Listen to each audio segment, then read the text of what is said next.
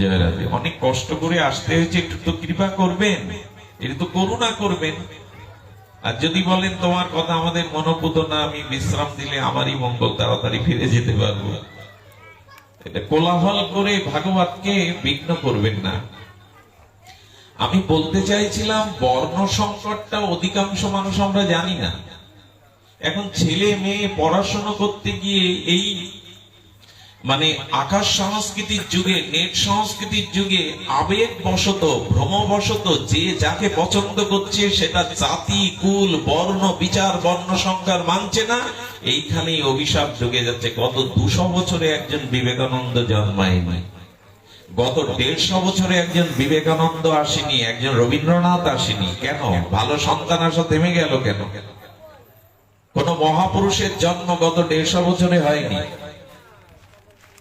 সেটা ঠাকুর রামকৃষ্ণ বলেন, ঠাকুর অনুকূল চন্দ্র বলেন, স্বামী প্রণবানন্দ বলেন, বিদ্যাসাগর বলেন, রবীন্দ্রনাথ বলেন, নজরুল বলেন, ভালো আত্মাগুলো আসা থেমে গেল কেন?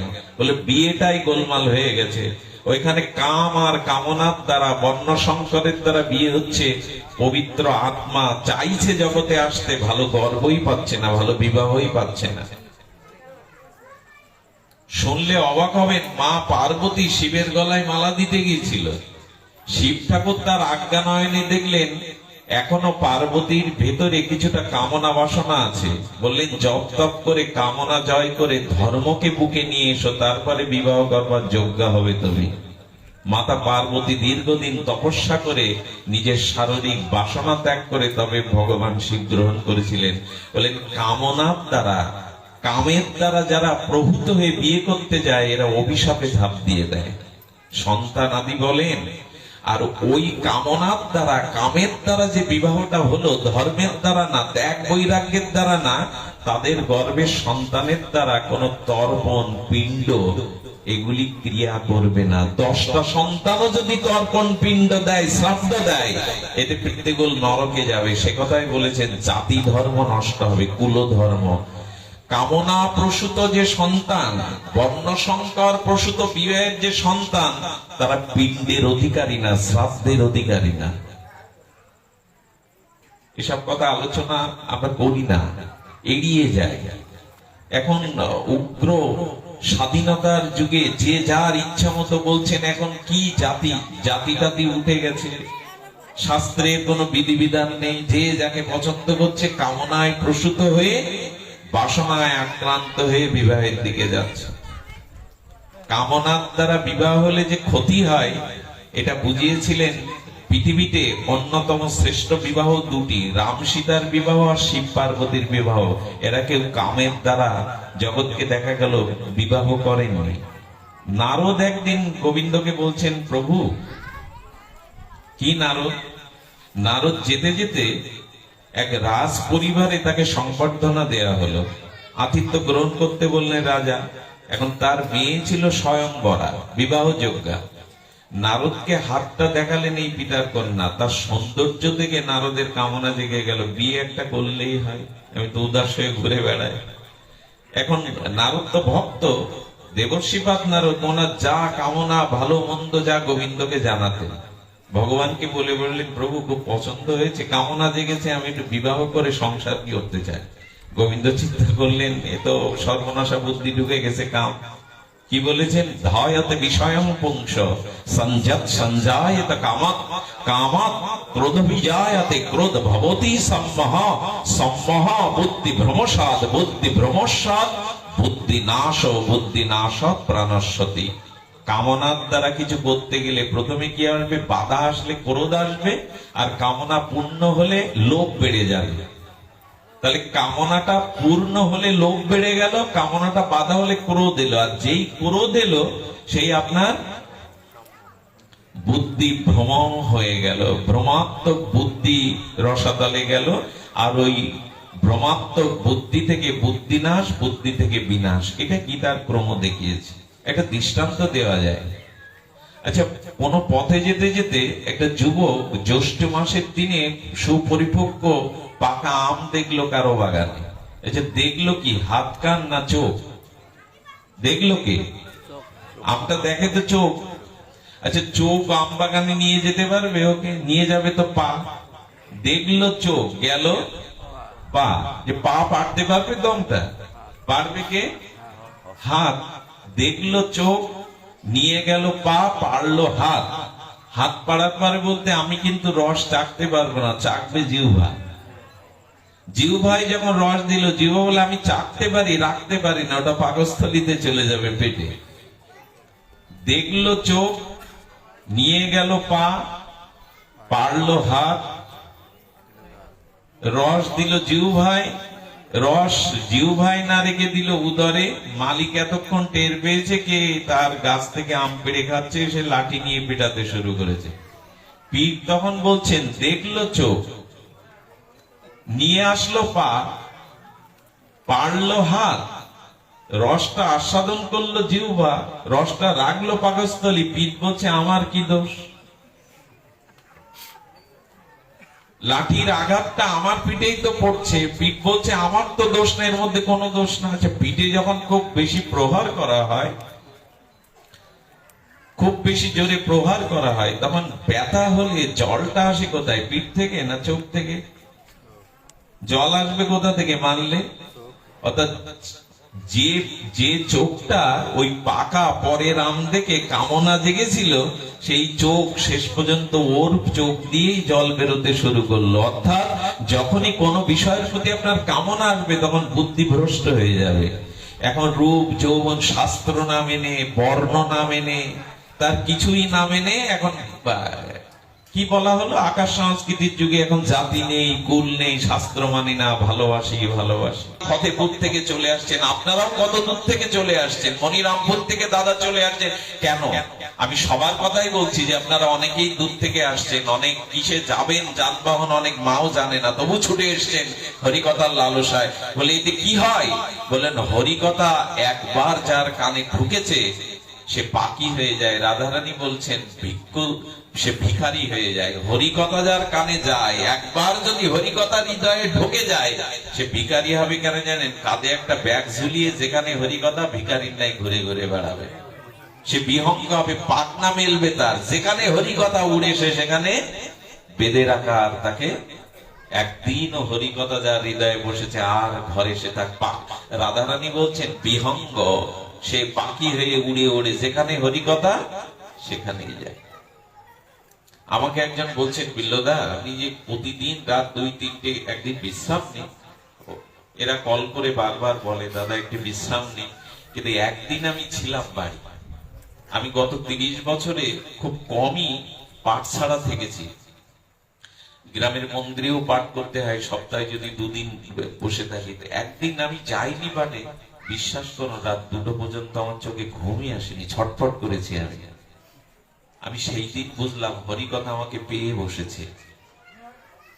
যে বড়শিটা বেঁধে গেলে মাছটা যেমন জলের মধ্যে ছটফট করে, হরিকথাকে একটু ভালো লাগিয়ে নিন, একটু হৃদয়ে লাগিয়ে নিন, আর দেখবেন আপনার পথ খোঁজা লাগবে না। গোবিন্দ বললেন আমাকে ভালোবাসো বলেই আমার কথা শুনতে এসছো, তো যে আমাকে ভালোবেসে আমার কথা শোনে আমি তার বন্ধু করে নেই। আমি গোবিন্দ তাকে দীনবন্ধু করে বন্ধু করে নেই। বলে কবে হাত ধরবে সেই বন্ধু? বলে যেদিন মরে যাবে, শ্মশানে পুড়িয়ে আর কেউ ফিরে তাকাবে না, ওই দিন হাত ধরে আমার দুয়ারে তোমাকে নিয়ে যাবো, ওই দিন দীনবন্ধু হয়ে আমি তোমাকে নিয়ে যাব। রাধারানী বলেছিলেন আমার কথা যে শোনে সে আমার মতো হয়। আমার মতো কৃষ্ণ বলে না কেঁদে থাকতে পারে না, কৃষ্ণ কথা না শুনে থাকতে পারে না। রাধারানী বলছেন যে আমার কথা শোনে সে আমার মতো হয়। এই জন্য হরিকথা পূজা পার্বণ গুলো হচ্ছে, এর দ্বারা সমাজের কি কল্যাণ হচ্ছে? হই হুল্লোড়, আত্মীয় স্বজন, খাওয়া দাওয়া ছাড়া আমাকে দেখান তো কি হচ্ছে। আমি পূজা পার্বণের বিরোধী নই। পূজা পার্বণ সমাজে থাকতে হবে, একটু মিলন উৎসব থাকতে হবে, কিন্তু যদি তার দ্বারা আমার জ্ঞান না হয়, আমার ভজন না হয়, শুধু হই হুল্লোড় করে কি করব আমরা? এই জন্য হরিকথা শ্রবণ করো। বারবার গীতাতে বলা হয়েছে যে হরিকথা শ্রবণ করো, মচ্চিত্ত মদগত প্রাণা বোধয়ন্ত পরস্পরম। পরস্পরে মিলিত হয়ে আমার কথাগুলো শ্রবণ কীর্তন করো। আজ ভালো লাগছে, ভালো লাগছে। আমি তো বিস্ময় প্রকাশ করেছি আপনাদের মন্দির থেকে। আমি না এলে ভুল করতাম, জীবনে বঞ্চিত। মন্দির আর বিগ্রহ, আমার গাল লোমগুলো দেখুন কাঁঠালের মতো খাড়া দিচ্ছে। বিগ্রহের দিকে তাকিয়ে ভাবলাম এরা এই মাটিতে কোনদিন কোন সাধকের জন্ম হয়েছিল, এখানে কেউ তপস্যা করেছিল, না হলে এই জাতীয় মন্দির বিগ্রহ প্রতিষ্ঠা হয় না। এইখানে পূর্বপুরুষের, আপনাদের বহু আগে যে জানা নাই, কোন সাধক ছিলেন, কোন ভক্তি মার্গের সাধক এখানে ছিলেন এই মাটিতে, তাহলে এই জাতীয় মন্দির হতে পারে না। সে ভিখারি হবে কেন জানেন? কাঁধে একটা ব্যাগ ঝুলিয়ে যেখানে হরিকথা, ভিখারির নাই ঘুরে ঘুরে বেড়াবে। সে বিহঙ্গ হবে, পাখনা মেলবে তার, যেখানে হরিকথা উড়ে সে সেখানে বেঁধে রাখা। আর তাকে একদিনও হরিকথা যার হৃদয়ে বসেছে আর ঘরে সে তার রাধারানী বলছেন বিহঙ্গ, সে পাখি হয়ে উড়ে উড়ে যেখানে হরিকথা সেখানেই যায়। আমাকে একজন বলছেন, বিল্লদা আপনি যে প্রতিদিন রাত 2-3টে একদিন বিশ্রাম নেই। এরা কল করে বারবার বলে দাদা একটু বিশ্রাম নেই, কিন্তু একদিন আমি ছিলাম বাড়ি। আমি গত 30 বছরে খুব কমই পাঠ ছাড়া থেকেছি। গ্রামের মন্দিরেও পাঠ করতে হয়, সপ্তাহে যদি 2 দিন বসে থাকি। একদিন আমি যাইনি পাঠে, বিশ্বাস করো রাত 2টো পর্যন্ত আমার চোখে ঘুমই আসেনি, ছটফট করেছি আমি সেই দিন বুঝলাম হরিকথা আমাকে পেয়ে বসেছে। বর্ষিটা পেতে গেলে মাছটা যেমন জলের মধ্যে ছটফট করে, হরিকথাকে একটু ভালো লাগিয়ে নিন, একটু হৃদয়ে লাগিয়ে নিন, আর দেখবেন আপনার পথ খোঁজা লাগবে না। গোবিন্দ বললেন আমাকে ভালোবাসো বলেই আমার কথা শুনতে এসছো, তো যে আমাকে ভালোবেসে আমার কথা শোনে আমি তার বন্ধু করে নেই। আমি গোবিন্দ তাকে দীনবন্ধু করে বন্ধু করে নেই। বলে কবে হাত ধরবে সেই বন্ধু? বলে যেদিন মরে যাবে, শ্মশানে পুড়িয়ে আর কেউ ফিরে তাকাবে না, ওই দিন হাত ধরে আমার দুয়ারে তোমাকে নিয়ে যাবো, ওই দিন দীনবন্ধু হয়ে আমি তোমাকে নিয়ে যাবো। রাধারানী বলেছিলেন আমার কথা যে শোনে সে আমার মতো হয়। আমার মতো কৃষ্ণ বলে না কেঁদে থাকতে পারে না, কৃষ্ণ কথা না শুনে থাকতে পারে না। রাধারানী বলছেন যে আমার কথা শোনে সে আমার মতো হয়।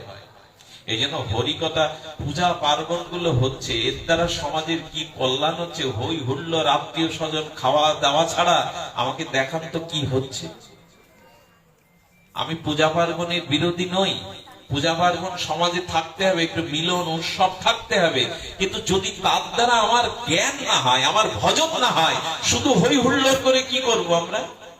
এই জন্য হরিকথা শ্রবণ করো। বারবার গীতাতে বলা হয়েছে যে হরিকথা শ্রবণ করো, মচ্চিত্ত মদগত প্রাণা বোধয়ন্ত পরস্পর, পরস্পরে মিলিত হয়ে আমার কথাগুলো শ্রবণ কীর্তন করো। আজ ভালো লাগছে, ভালো লাগছে। আমি তো বিস্ময় প্রকাশ করেছি আপনাদের মন্দির থেকে।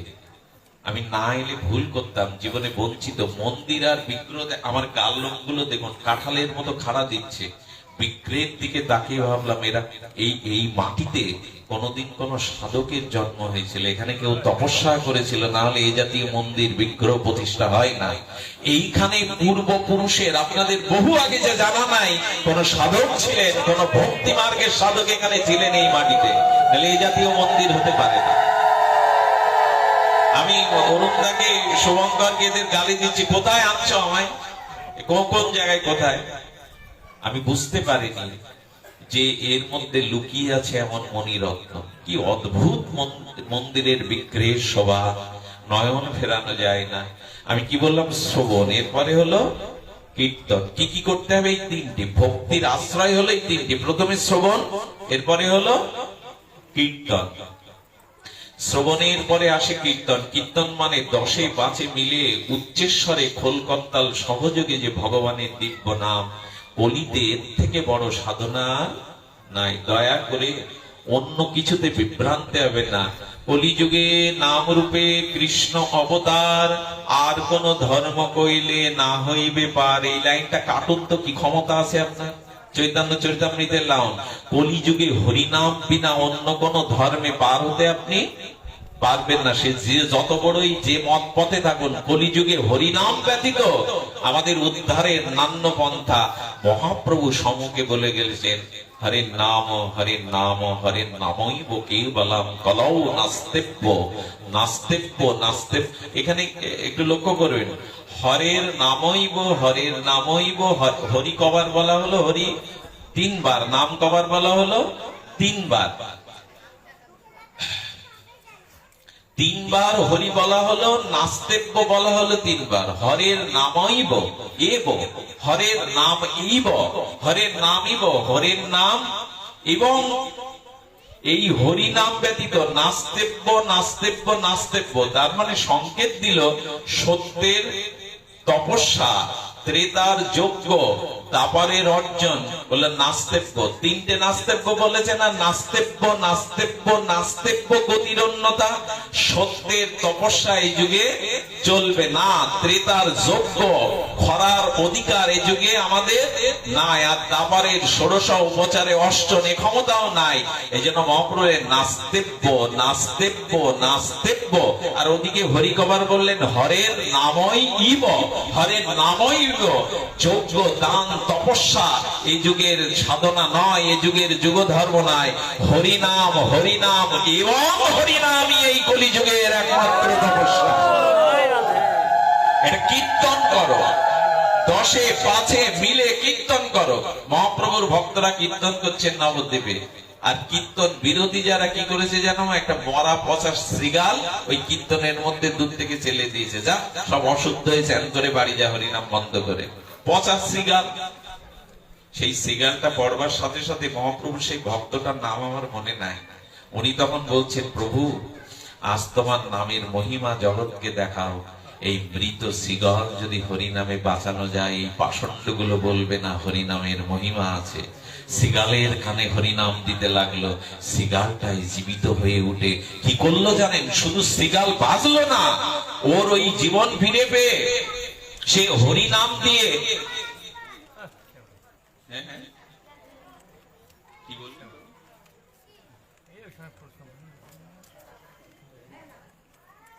লাগবে না, কি বললে আমি বুঝতে পারলাম না। যাই হোক, যাক বাবা, রাধে রাধে। লাইটের কথা কি বলছে, হয়তো কিছু বোঝাতে চাইছে সুন্দর, কিছু বুঝতে পারলাম না। তো কি বলছিলাম যেন, বলছে শ্রীগালটা হুক্কা হওয়া থেকে আরো শ্রীগালকে ডেকে এনে শ্রীগালের সাথে কীর্তন করতে লাগলো প্রভুর ভক্তগণ।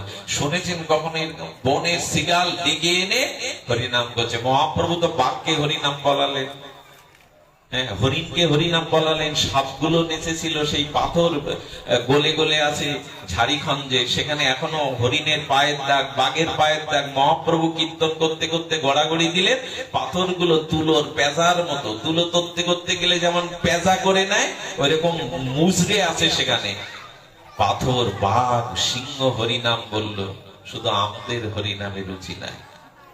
এই জন্য দয়া করে মা সকাল সন্ধ্যা একটা করতাল কেন, ওই যে যজ্ঞ যেখানে হয়, নামযজ্ঞ পুজোর বাজার, ওইখানে রাইফেল বন্দুক না কিনে বাচ্চাটাকে একটা খোল কিনে দাও।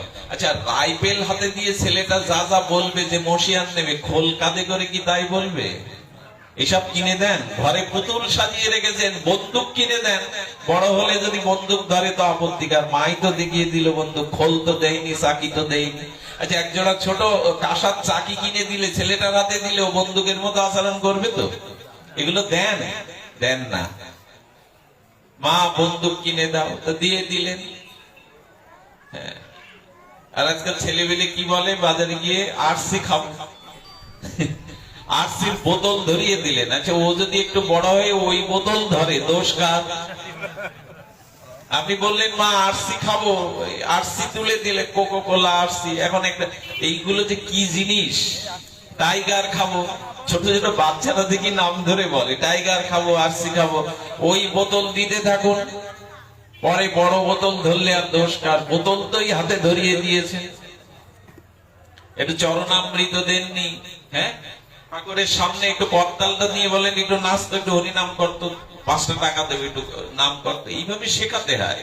ওইসব যন্ত্রগুলো বাড়ি থাকলেও কল্যাণ, ওইসব যন্ত্রগুলো বাড়ি থাকলে। খোল হলো নিত্যানন্দ প্রকাশ, করতাল কে জানেন? 150 মিউজিক বাজিয়ে এক গান 3 বার ভালো লাগে না। বাপ্পি লাহিড়ির মিউজিশিয়ানে 300 জন ছিল, লক্ষ্মীকান্ত প্যারালাল একটা গানের সুরারোপ করতে গিয়ে 400 জন মিউজিকার রাখতেন, 150 জন শুধু বেহালা বাজাতেন। সেই গান 3 বার শুনলে ভালো লাগে না। একটা কাঁসার করতালে হরিনাম করলে কেন ভালো লাগে? কেন বললো? ওটা করতাল না তো, ওটা মহাপ্রভু গোবিন্দের দাপরে, গোবিন্দের চরণের যে নুপুর কলিতে, সেটাই হয়েছে করতাল।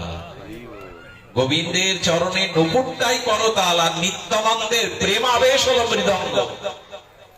শুধু খোল করতাল বাজলে এত মধুর লাগে কেন? ওর মধ্যে শুধু ওইগুলো নেই, আরো কিছু দেওয়া আছে। ওই যে গোবিন্দের পায়ের নুপুর, ওটা এমনি দেখবেন অষ্টপ্রহর যেখানে হয় 24 প্রহর আর কীর্তন থেমে গেছে, থেমে গেছে। তো এবার বাড়ি গিয়ে যদি বাচ্চা কাঁদে, কেউ থালা মাজতে গিয়ে যদি থালে থালে ঘষে শব্দ হয়, মনে হবে করতাল বাজাচ্ছে, রাগে নিয়ে গাচ্ছে, শব্দগুলো হৃদয়ে এত ধরে যায়। তাহলে বাড়িতে বাড়িতে করতাল বাজিয়ে বউ ছেলে মেয়ে একজন করুন, একজন শুরু করুন। বলে কি আমার স্বামী এদিকে না, আমার ছেলে মেয়ে এদিকে না। আপনি শুরু করুন প্রতিদিন সকাল সন্ধ্যা করতাল। কি হবে জানেন? রোগ অসুখ জ্বালায় পড়লে একদিন শান্তির আশায় ও আপনার পিছনে পড়বে, একদিন পেছনে ফিরে দেখবেন সবাই এসে গেছে। অশান্তি যেদিন হবে, রোগ শোক যখন হবে, তখন দেখবেন ওই যে একা একা বসতেন ভোরবেলা, এখন পেছনে 2-3 জন এসে বসে গেছে। আপনি শুরুটা করুন আগে। এই স্টেজে নাম হলো, তাতে কি হলো? 3 দিন আনন্দ হলো, রাগ রাগিনীও শুনলাম। বাড়িতে নাম না হলে আপনি কি, বাড়ি অশান্তি ভরা থাকলে নাম অসরে এসে কি করবেন? আপনি একটু নাম শুনে 3-4 ঘন্টা। মহাপ্রভু বললেন ঘরে ঘরে কৃষ্ণ নাম করো, সকাল সন্ধ্যায় করো, হাতে তালি দিয়ে করো, একটা করতাল বাজিয়ে করো। ওই ধ্বনি যেখানে হবে, উঠিল কীর্তন ধ্বনি, হ্যাঁ সব অমঙ্গল। কীর্তনের ধ্বনি যেখানেই উঠবে, অমঙ্গল যত দূরে পালাবে। এটা মহা সত্য কথা। উঠিল সংকীর্তন ধ্বনি আকাশ পুরিয়া, সমস্ত অমঙ্গল। হ্যাঁ, এই নাম কীর্তন করতে গিয়ে শিব ঠাকুরের বসন খুলে যেত। শিব ঠাকুর যান, নিত্যানন্দ প্রভু একদিন হরি নাম করতে করতে প্রেমে মাতোয়ারা হয়ে, আর নিমাই পণ্ডিতের বাড়ির বারান্দায় এসে নাম করতে করতে নিত্যানন্দ অবধূত ঠাকুরের অঙ্গের বসন খুলে গেল। সচিমা আছে, বিষ্ণুপ্রিয়া আছে। মহাপ্রভু কাঁদতে কাঁদতে নিজের 19 বস্ত্রটা দিয়ে বললেন, অবধূত, হে নিতাই, তোমার নামে এত রুচি, তোমার বসন খুলে পড়ছে, তুমি জানো না? ওগো নিতাই, তোমার নামে এত রুচি। ওই আমাদের তো হলো না রুচি। একটু নাম নিয়ে দেখুন, ভোরবেলা যারা একটু প্রভাতী সুরে গাইবেন, একটুখানি 10 মিনিট গাইলে দেখবেন সারা দিন আপনার হৃদয়ে ওই স্নিগ্ধতাটা থেকে যাবে।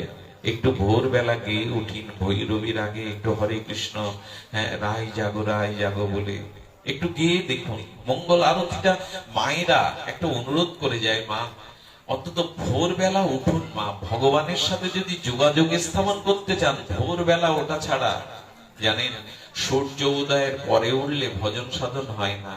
ওইটা আসরিক সময়। মা বেশি রাত জেগে টিভি দেখার দরকার নেই মা, একদিন তো মরতে হবে, পরকালে তো সব কর্মের হিসাব দিতে হবে। মা তোমরা জেগে ওঠো, একটু ভোরে ওঠো মা। যে বাড়িতে মায়েরা ভোরে উঠে একটু মঙ্গল আরতি দেয় ভগবানের, অমঙ্গল ওখানে আসতে পারবে না, ওইখানে সাধারণত কোনো অভিশাপ ঢুকতে পারবে না। একটু দিয়ে দাও মা, তোমরা আবার জাগো।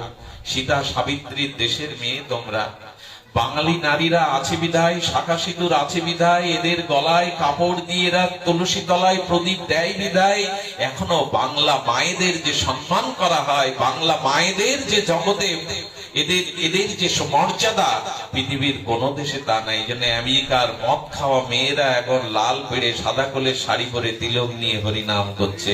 তারাও দেখছে এতেই শান্তি, এতেই কল্যাণ। যারা আমেরিকায় মদ খেয়ে নাচানাচি করতো, তারা মায়াপুরে বৃন্দাবনে এসে এখন গৌরী ও তিলক নিয়ে তারা হরিনাম করছে। এই জন্য মা একটু ভোরে ওঠো মা, একটু ভোরে উঠতে যদি পারো তাহলে দেখবে পরিবারের চিহ্নই বদলে যাবে। অলস হয়ে যে মায়েরা সূর্য উদয়ের পরে ঘুম ভাঙে, তাদের ওখানে অভিশাপ নামে। বাবাদের বললাম না, কারণ চিরকাল ত্যাগ স্বীকার করেছে তোমরা যদি না জাগো, না জাগিনে মা ভারত ললনা, এ ভারত আর জাগে না। মা না জাগলে জাগবে না, মাই তো মেপে দেয়। তাই ভোরে উঠে একটু করতাল বাজিয়ে মা হরিনাম করো। পাশের বাড়িগুলো যাদের শব্দ যাবে তাদেরও কল্যাণ হবে, গ্রামের মঙ্গল হবে। তোমার পরিবারের ওই ঘুম চোখে যাদের কানে নাম যাবে মা, সুর না থাকলেও গাও। ভগবান বলছেন আমি সুর দেখি না, আমি ভাবগ্রাহী জনার্দন, তোমার মনের ভাবটা দেখি। কার কণ্ঠে কি সুর আছে ওটা আমি দেখি না, আমি ভাবটাই গ্রহণ করি। কণ্ঠে সুর না থাক, একবার একটু গেয়ে ওঠো। এই এখন কেশবব্রতের মাঠ যাচ্ছে মা, বাড়িতে তুলসী গাছ যেন এই রৌদ্রে শুকিয়ে না মরে, 1 ঘটি করে জল দিও মা। এই মাসটা ঝরা পাততে হয়, যারা পাতনি তারা স্নান করে 1 ঘটি করে জল দেবে। এই বৈশাখে যদি কারো বাড়িতে ভক্তি দেবী শুকিয়ে মারা যায়, তার সমস্ত মঙ্গল বাড়ি থেকে চলে যায়। ওই বাড়ি আর এটা কেশবব্রতের মাস, ঝরা দেওয়ার মাস, এগুলো মানতে হয়। এগুলো না মেনেই তো আজ এই দুর্দশা আমাদের জীবনে। অর্থ আছে, বাড়ি গাড়ি বেড়েছে, রাস্তাঘাট বেড়েছে, সুযোগ সুবিধা বেড়েছে, কারেন্ট বেড়েছে, মনের শান্তি নিভে গেছে। মনের সমস্ত শান্তিগুলো পুড়ে ছাই হয়ে যাচ্ছে সংসারে। এর একটাই কারণ, যাতে শান্তি হয় তাকে রাখো না। মনে আছে, পুরো লঙ্কা হনুমান পুড়িয়ে দিয়েছিল, কিন্তু বিভীষণের ঘর পড়িনি। ওই একজনের ঘর পড়েনি, কেন জানো? বিভীষণের ঘরে রাম নাম ছিল আর তুলসী দেবী ছিল, এই জন্য হনুমান ওই ঘর পোড়ায়নি। একটু ঘরে ভক্তি রাখো, আগুন লাগবে না। আমার করে দেখো। কি কি বললাম? শ্রবণ, কীর্তন। কীর্তন করতেই হবে। সব শেষে বলছেন অর্চন। এই কথাটি বলে